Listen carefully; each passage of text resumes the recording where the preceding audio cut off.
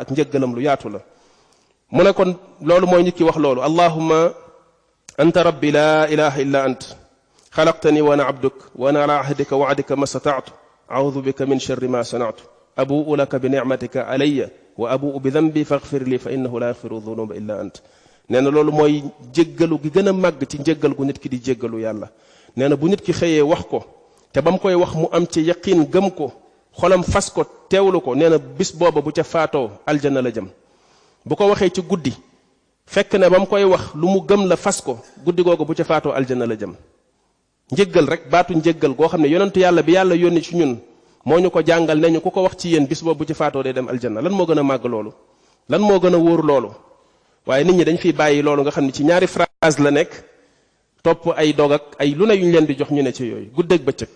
ban assurance la jullit mën a am bu gën a rëy loo xam ne yonent bi yàlla yebal ci ñun moo la ko jàngal ne la lii boo ko waxee yàlla jéggal la say bàkkaar boo ko waxee di nga dugg aljanna loolu waruñu woon rëcc kenn ku nekk ci ñun daf ko war a xam par cœur di ko wax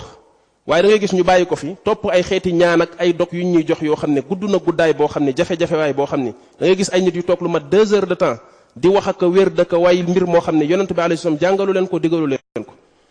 bu del si waatoon fekk ñu koy wax danaan li ngeen di def lan la ce qui veut dire que moom mi yàlla jox diine sax xamul loolu te boo leen laajee lu ngeen bëgg ñu ne yërmande yàlla njéggalu yàlla waa lii leen yonentu yàlla bi alayhi salaam jàngal lu ko gën a yomb moo tax saa boo bàyyee yoonam topp leneen di nga sonn te sommatu la ngay doo ko am coono kase la lay yokk coono waaye daa mel ne nit ñi coono boobu moo leen gën a neex looloo leen gën a neex maanaam coono boobu lañ gën a bëgg moo tax kon roy ak jël njàngalem yonentu bi alayhi salaam ngir jëfe sa diine amul lu ko gën a yomb amul lu ko gën a simple